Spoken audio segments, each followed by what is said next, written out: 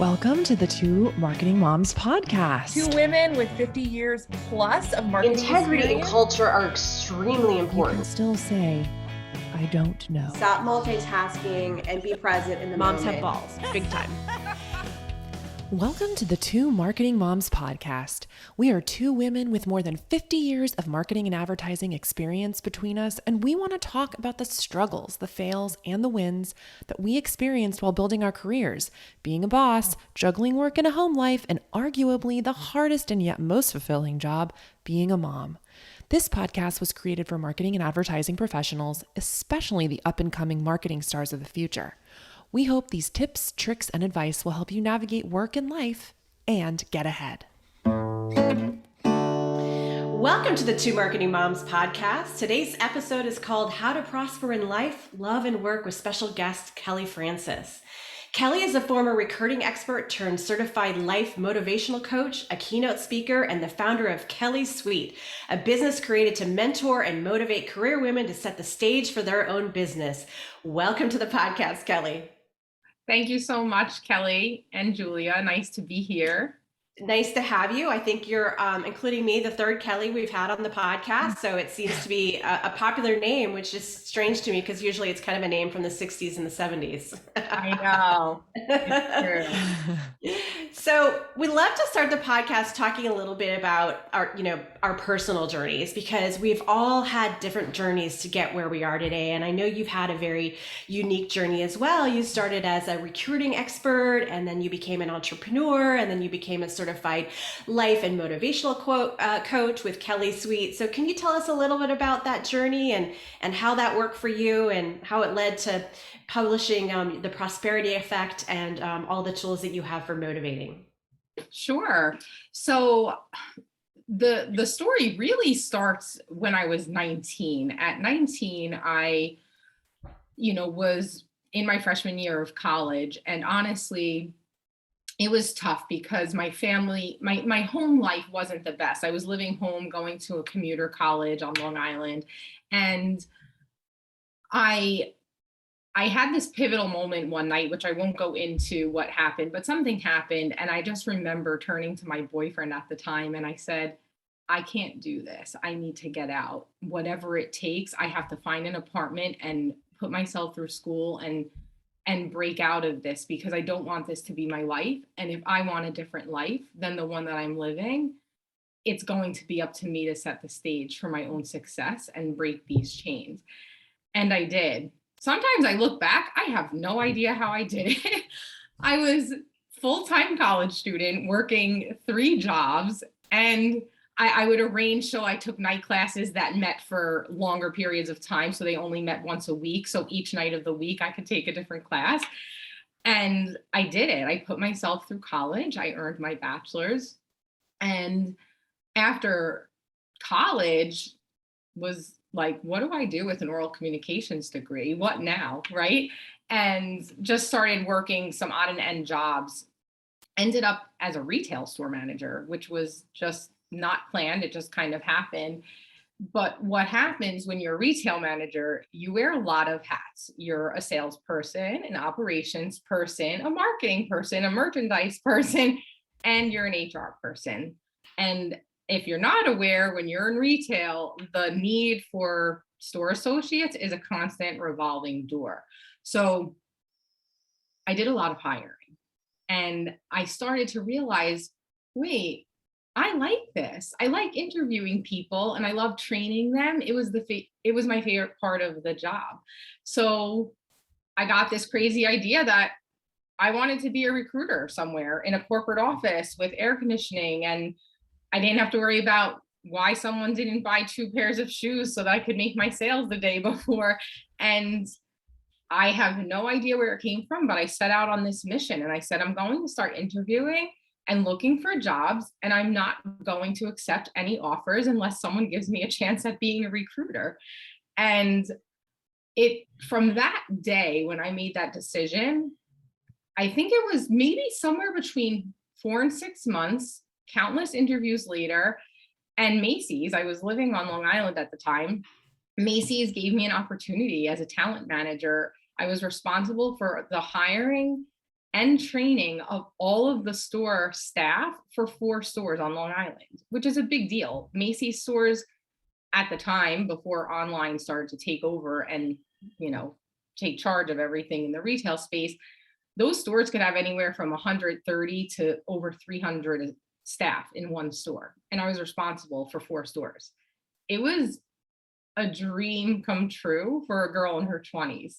And I had staff reporting into me during the holiday season for a good 3 months out of the year. I would staff up to about 24 recruiting and training staff just so that we could accomplish those goals. So that was just the spark that ignited the rest of my career. That thing in me that started back when I was 19 that said, hey, when I want something, I'm just going to go after it and not stop until I get what I want. It was just a domino effect. So at Macy's, I just started getting one promotion after another. In 3 years, I think I had 3 or 4 promotions. And I was the type of person, I would go to my VP of HR and say, hey, can we walk to the food court and grab a coffee? I need to talk to you.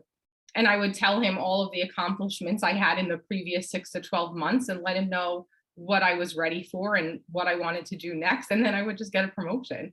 And it just started happening. And so from there, I said, well, I wanted to ditch the retail badge. When you're in retail, even on the corporate side of things, you always have that magnetic name tag that you have to put on your shirt. And I decided I wanted to ditch the badge. I wanted to go truly corporate so that I wouldn't have to wear the badge anymore. And I did. And from there, it was just one job after another until it got to a point where I started leading, building, developing recruiting departments and teams. And I would get picked up sometimes by small businesses and startups who would just need some help bringing recruiting in-house and redesigning it. Companies that were small and were spending tons of money on agencies and wanted to move things in-house. And I was really fortunate enough about 3 years ago at one of the jobs that I had. I met these 2, eventually 3 young ladies in their 20s who would always complain about how they didn't know what their purpose was and they felt stuck, and they would have all these big dreams that they didn't think were possible. And I'm a very, very empathetic, loving, caring person, but I'm also very direct. And so it's this perfect blend of, well, take out your Uber history. You're spending, wait, how much? Let's start adding this up. In the past 30 days, you've spent $1,200 on Uber and Lyft. No, we're not doing this. We have a plan. You're going to start putting money aside, and we would come up with goals. And next thing you know, 3 months later, that same girl who was spending $1,200 on Uber and was afraid to drive had her own car. Then she had an apartment, and then she had a master's degree. Then she became an e-com model. Then she ended up meeting someone, and that wasn't even one of the original goals. And so this happened with 2 or 3 women who have now become my mentees, my friends. And every time they would achieve one of their accomplishments, I would light up as if their success was my success. And I was just almost watching what I wished would have been my life sooner through their eyes, because it took me so long to get to this place where I got the things that I wanted. Because while on one hand, my success in my career that I shared with you in the recruiting trajectory was really successful, but I was hiding behind it. I was in some really toxic and hurtful relationships. So on the outside, colleagues and friends were looking at me thinking, this girl has it all. My sister would come spend the weekend and tell everyone on Facebook she was rolling on her sister's bankroll. I would go out with friends and pick up $300-400 dinner tabs. And I was traveling, and behind the scenes, my relationships were in a mess. And so there was a disconnect. And then I finally got to this point in my 30s, my mid 30s, where I said, this is enough. It has to stop. And we'll probably talk more about that later. But I ended up meeting the most amazing man I've ever met in my life. I've been married, very happily married, for over 5 years. And that's sort of where it all came to be is through helping these other women and realizing I can use my own experiences to help these career women go after what they want. And I was watching them achieve goals that they never thought they could put on the table, and faster than any of us, even myself, could have imagined. It was quite remarkable. And so I said, you know what, wherever my career takes me, I don't know. I don't know that I was striving to be the next VP of HR or CEO somewhere, but I decided within the past, I would say, year to 2 years, that I was going to set out on a personal mission to help as many women as possible prosper in every single area of their lives. Because we often, as women, and I'm not a mom, but I know you're both moms, right? We are the backbones of everything, our families, our jobs, our communities. And when we prosper, everybody wins, everybody benefits. But when we're struggling, we force ourselves to show up with our best face on in one area, but then maybe we're in our bedroom crying and nobody knows it. And then, you hear the kids calling mom, or your husband needs something, and then you're, picking it back up together and wiping the tears away. And why do we settle for that? Why is that okay? Why not have fulfillment across the board? Why can't your career be on track, your relationships be on track, your spirituality, your finances? And so I'm just on a mission, no matter how big or small, one woman at a time, to help women not wait until they're in their 40s to realize that you can have it all. You can be happy and successful. It's up to you. You have the power to set the stage for your own life. And that's how kellySUITE was born. That's how the Prosperity Effect Planner was born. And that's how I got here.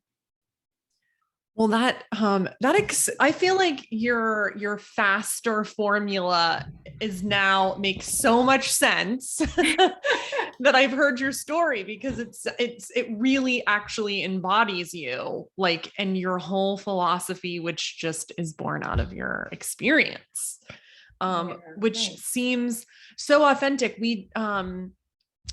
In our last podcast episode, we were talking to a woman that wrote a book, and we talked a lot about, just like the generations of women before you really pave the way, right? Mm-hmm. And so I think what you're talking about, and we also talk about this a lot on our podcast about mentorship, like that is so powerful, such a powerful tool in helping shape someone's life.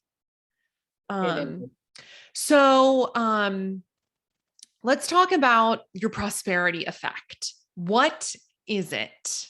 And, like, how do you use it as a tool? Sure. So I like to think of it as a roadmap almost. It's a proven path to get what you want in life, love, and work. And so I have to be honest, I call it, a goal setting planner. I don't even know if the word planner does it justice. I just haven't found another word to use for it, because it's sort of like having a coach in your pocket. As a certified life coach, I was able to sort of weave in some tools, some assessments and questionnaires, the faster goal worksheet, and I broke it into different sections. So the first thing is it's a year's worth of planning. The second thing is it's broken into categories. So you have categories for career, finances, relationship, wellness, spirituality, your faith, whether you're a Christian or not, you believe in the power of the universe. It doesn't matter. There's something in there for everybody. And so what I do is I walk through different worksheets at the beginning of each section, and depending on the section you're in, the layout is different. It's not a standard planner with a calendar spread for 12 months or a weekly spread. Each section of the planner is different depending on the area that you're working on. And so what the folks who are on YouTube can see on the screen is the faster goal formula that is incorporated into the planner. And for those of you who are listening, you can go over to kellysuite.com and grab this for free. You can download it there. And so everyone is welcome to go ahead and head over to kellysuite.com/shop, and you'll find it under there. And again, it's free, so you can download it.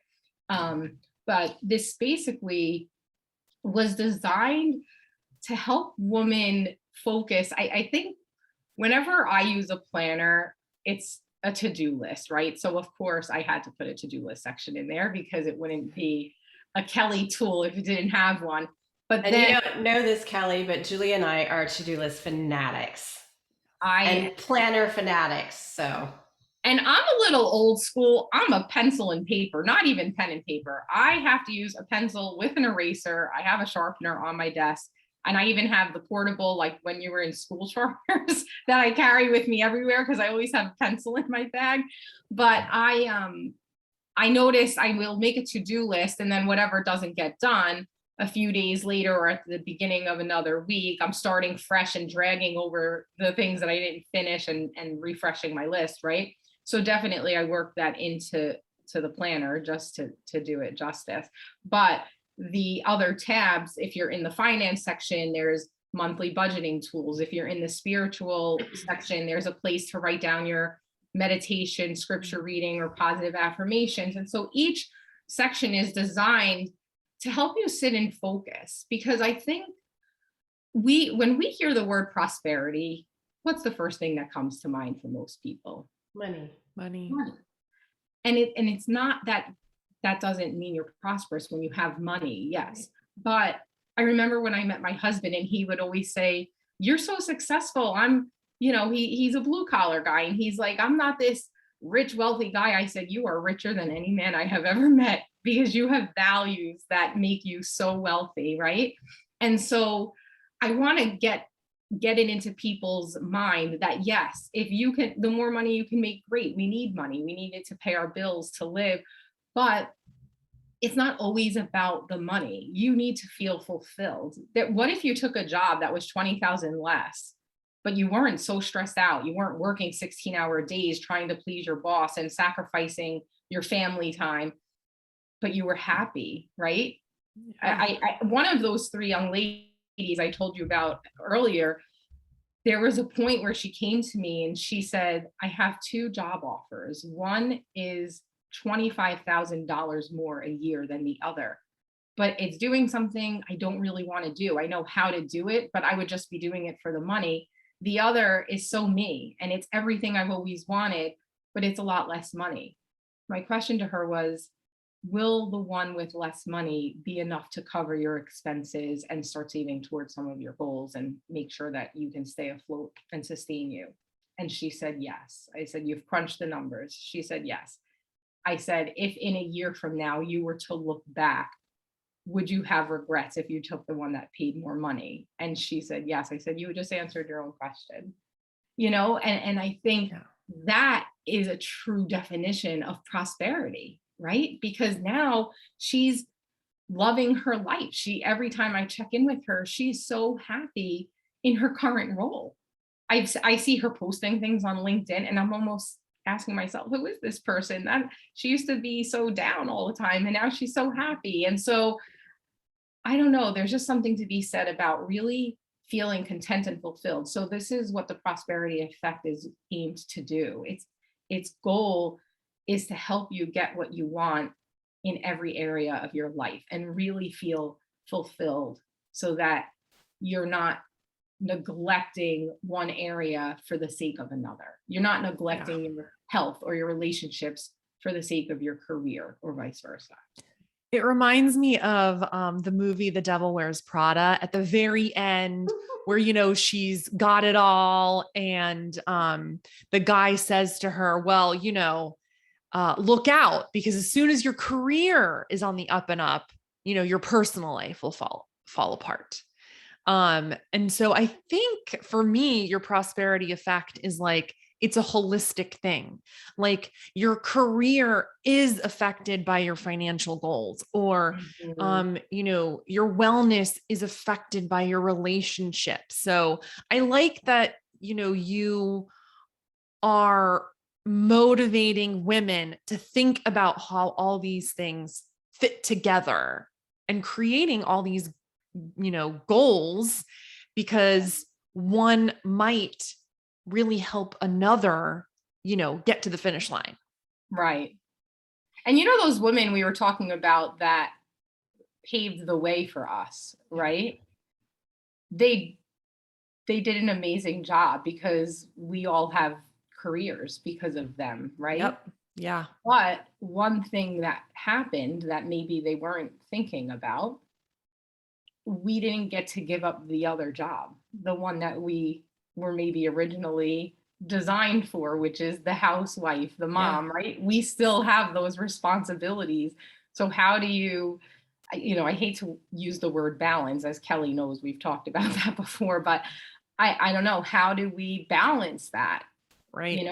How do we still fulfill that role and now do the other roles? Because I'm grateful for my career. I've had a great run so far and I'm not done yet, right? I wouldn't want to give that up, but I'm a wife now and that comes with its own job description. So, it's so true, Julia. Everything is integrated. And that's why we need to, over to the left of the screen, if you scroll over a little, there are you can see where true prosperity is is the focal point where all of those categories overlap.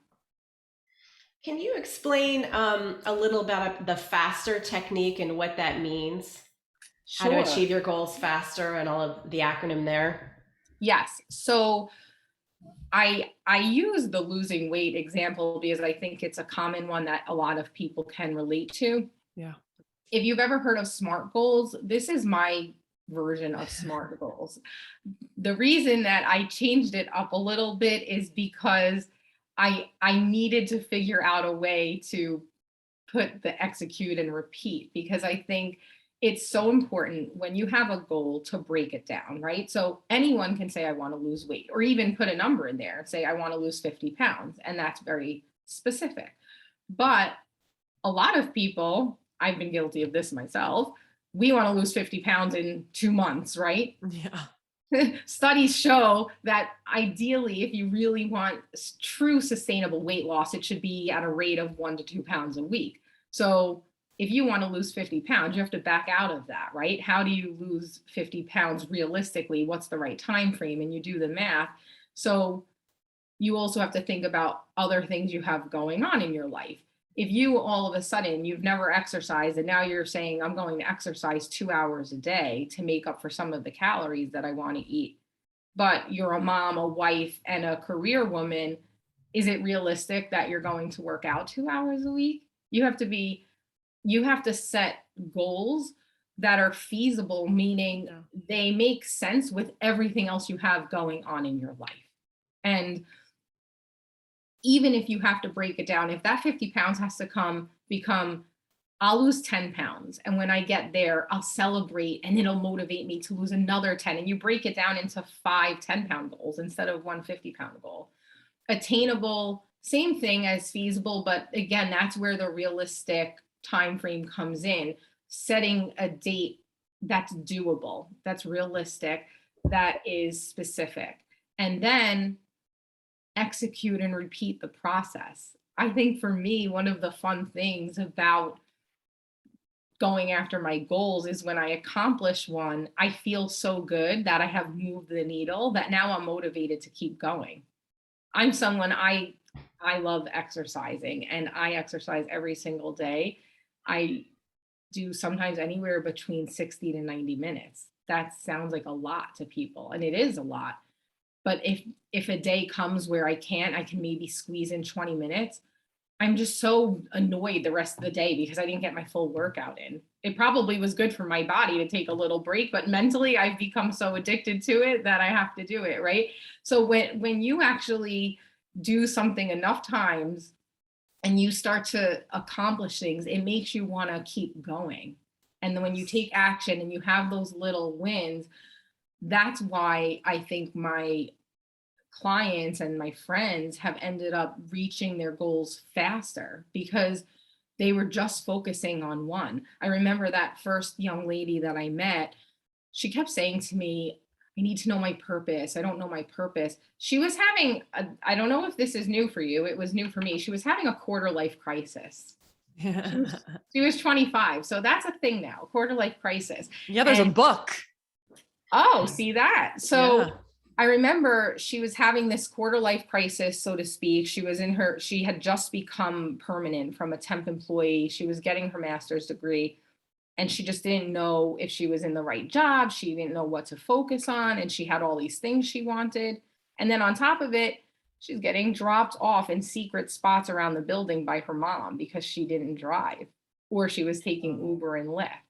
And I said, and we came up with this plan. Every single time you're in the car with your mom, I don't care if it's for 5 minutes to the local grocery store or half hour to work, you get behind the wheel.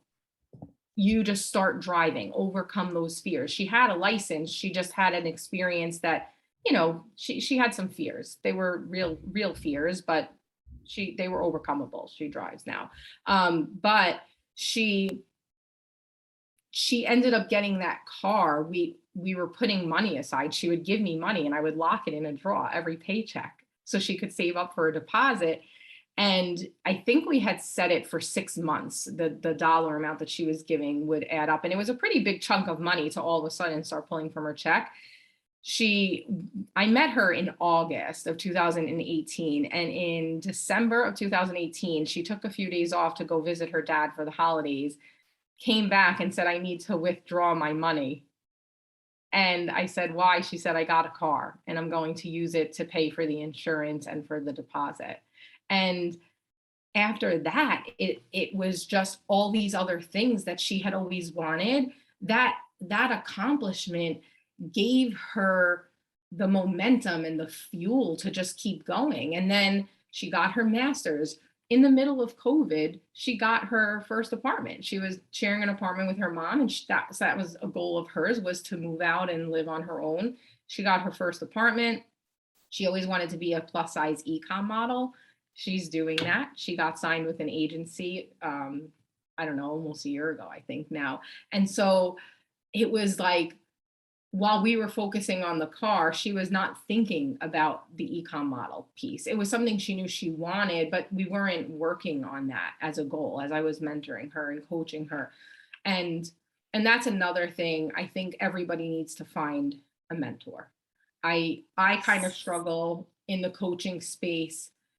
The people who really want and would benefit from the coaching don't necessarily have the money that coaches charge.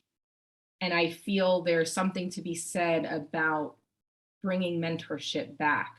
And that's why I do not offer one-on-one coaching as a service. It's like a coach in a pocket for a very affordable price so that people can feel that they have my support. And I think it's really crucial that people, as much as possible, do try to find that person that can mentor them and then help them with setting faster goals so that they can execute and repeat. And then all of a sudden, hey, in a matter of 2 years, look, and then the icing on the cake, she ended up meeting somebody, which was something we never talked about. She always got shy when it came to boy talk. So we didn't talk about it. We didn't even touch the topic. And then it just happened as a byproduct, which is what happened in my own life. I said, do you make people write down their goals? Did she write all these things down? Well, in this particular case, we both would come together. We would go sometimes in New Jersey, they had Pliables. I don't know if, where you live, they have it. It's like a smoothie bowl place. And we would go with our notebooks, our laptops, and we would sit and we would do budgeting. I would do little group sessions with 2 or 3 of them, and we would sit with our notebooks and actually map it out and write it down. Well, I love this, the formula, the faster formula, and I'm actually going to print it out and tape it to the side of my computer to remind myself, because it seems to be easier to remember than SMART goals, but I know they are very similar. Yeah. Yeah, I like it better. Agreed. Yeah, I do like it better. Thank you. And so the other question that I wanted to explore with you is, you have all these areas that are supposedly supposed to be balanced, right? And that everyone wants to have prosperity in. based on your experience, not individually, but as a group with all the women that you've worked with, is there one area that people are having more difficulty than others, or and has that changed over the years? Did it change over COVID? Did relationships become more tough? What sort of trends are you seeing in working with individuals and women? So the trends that I'm seeing are, there is a shift. I think for me, a lot of women come to me asking for help with their career because I've been in talent acquisition for just about 2 decades, right? So that's a natural thing for people to want advice on. They want resume help, interview prep support, and that sort of thing, offer negotiations. And so while that might just be a byproduct of my expertise, I do think it is something that always was on the forefront of people's minds when it comes to their career. But with COVID, there has been a shift to mental health. I think we're all seeing it. I feel every commercial, every post I see, everything is about mental health. And I think what's happening, people are becoming more aware of the need for balance in these areas because they're all, and Julia talked about it before, right? These all affect each other. Every single bucket affects the other bucket.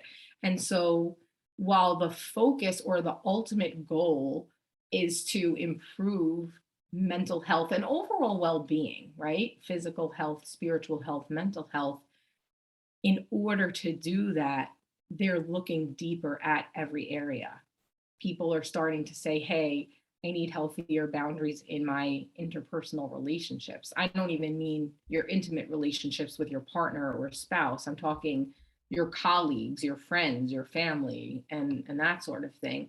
And they're looking at their finances, they're looking at their career. And so it's more of a holistic approach now, because in order to achieve that optimal mental health, there needs to be fulfillment and prosperity in every area. So I'm finding that the ultimate goal now is that overall well-being. I think that that's almost a little gift that COVID has given us, if you will. I know it's been a disastrous year and a half, and we thought we were coming out of it, and then we're not coming out of it, but made so many people get in touch with what they want across the board in their lives.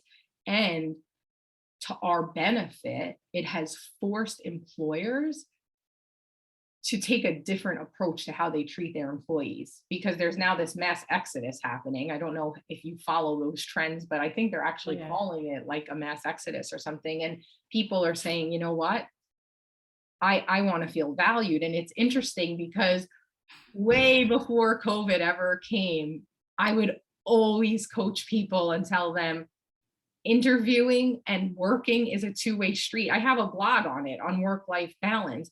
We forget, we're so worried about performing for the job or nailing that interview so that they like us, that we forget what's in it for us. What are they giving you? You are exchanging service for pay. So if they're giving you PTO, use it. There's nothing that can't wait till you get back, or nothing that someone can't cover for you while you're out, right?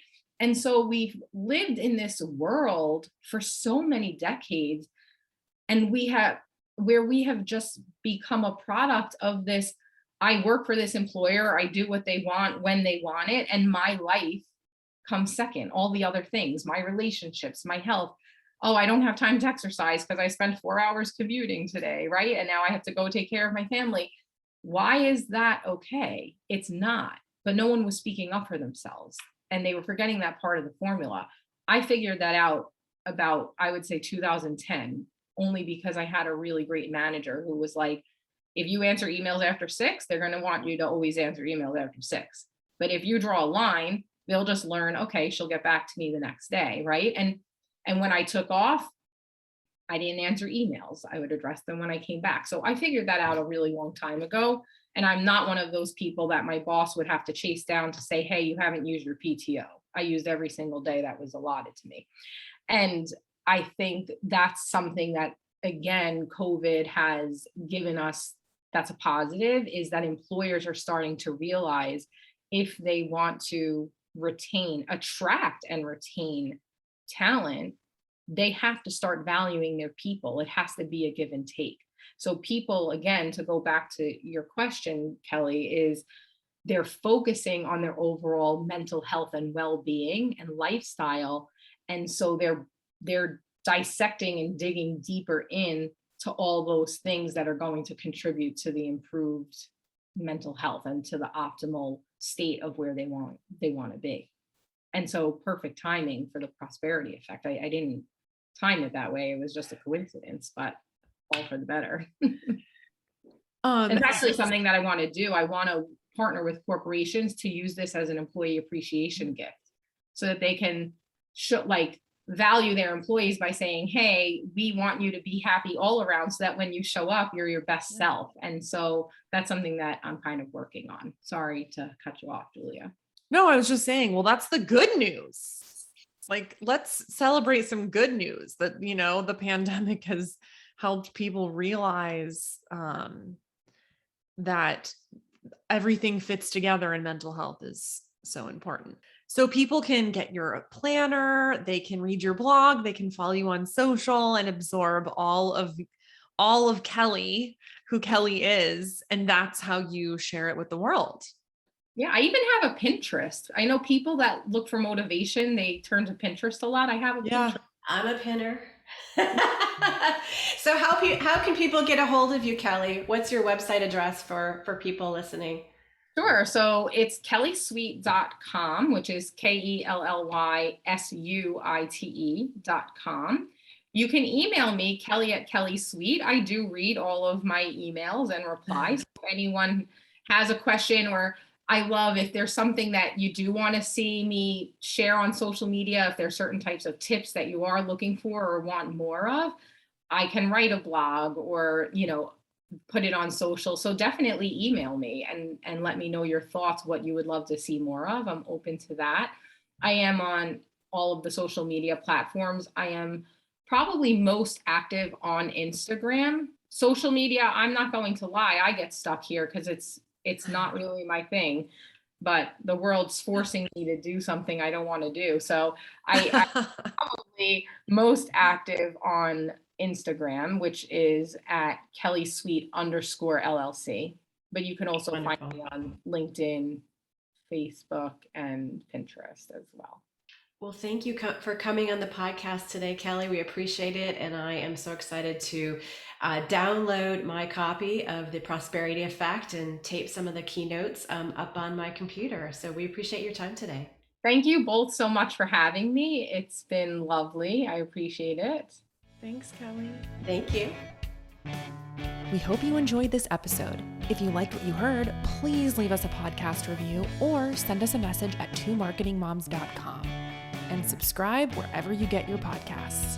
Until next time.